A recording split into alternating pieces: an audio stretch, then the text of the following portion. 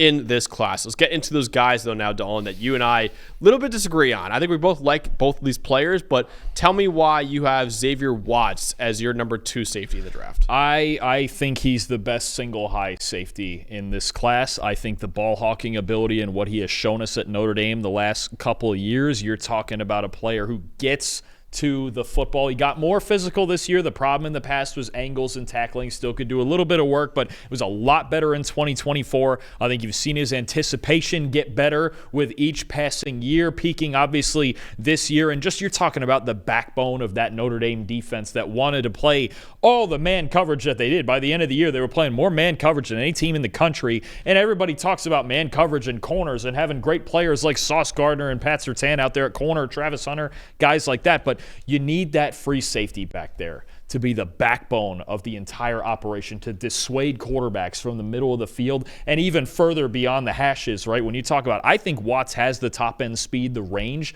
to cover sideline to sideline. I think sometimes he's a little high in his stance, got to get out of his breaks a little quicker. Even with the tackling, it's an issue where he's not quite sitting down enough to break down and make tackles. He's 100 miles an hour to the football all the time. But I think to me, when you talk about, hey, if there's a guy, I don't know about late first round, maybe some teams would think about it, but especially in the second round early, Jacksonville's a team they're picking in the mid-30s that I look at that could really use him.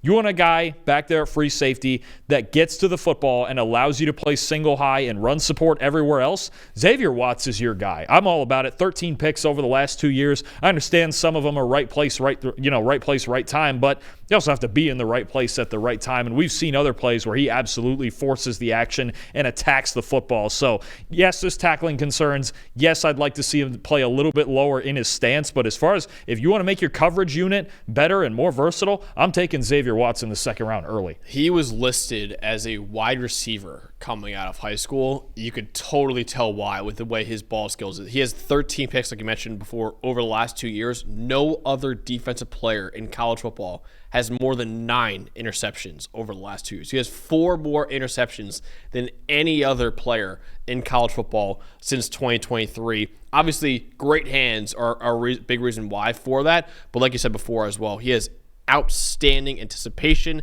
outstanding intelligence that makes him, allow him to make breaks on the football like that. He's a very, very high IQ player with quick twitch. He diagnoses plays pre and post snap, makes plays on the football. He was really, really good when asked to cover man-to-man this past season, and he's versatile to win at free safety, where you probably want him in the NFL, but also some really good reps in the slot and in the box as well. Now, he improved, like Dalton said, this past year, but his main drawback is his tackling issues. He needs to take better angles, stay more on balance as a tackler.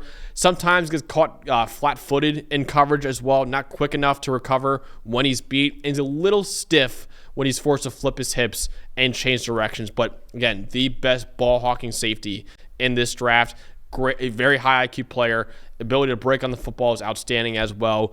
He should be taken somewhere on day 2 of the draft, even with his tackling problems. And I had a Juan Thornhill comp for him, Dalton. I'm a huge fan of Xavier Watts. Again, a little lower because of the tackling, and I don't think he's as athletic as other safeties in this class, but I'm still a big fan of him. Perfect comp. That's perfect. I mean, you're talking about a guy who's been a good player for a long time, and again, plays back deep, has enough speed to get after the football anywhere you're talking about on the field, and just not the best tackler, not the most physical player in the world. But if you have room in your secondary for a ball hawk like that can sit back and just watch the quarterback from the deeper parts of the field, like Juan Thornhill, like you mentioned for the Chiefs and the Browns all these years, I think it's exactly the guy you want. I look at Jacksonville at 36. I look at the Raiders at 37.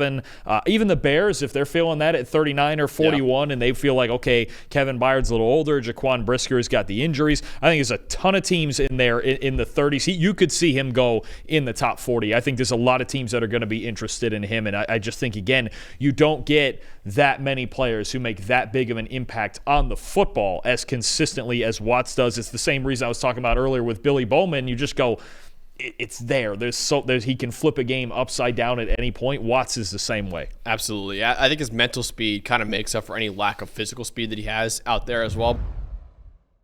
Hey, thanks for watching another episode of the PFF College Football Show. Please make sure you guys subscribe to the channel. Also, subscribe to PFF Plus at subscribe.pff.com for all of the same data and grades that we use in our show, plus fantasy tools, betting tools, and our mock draft simulator.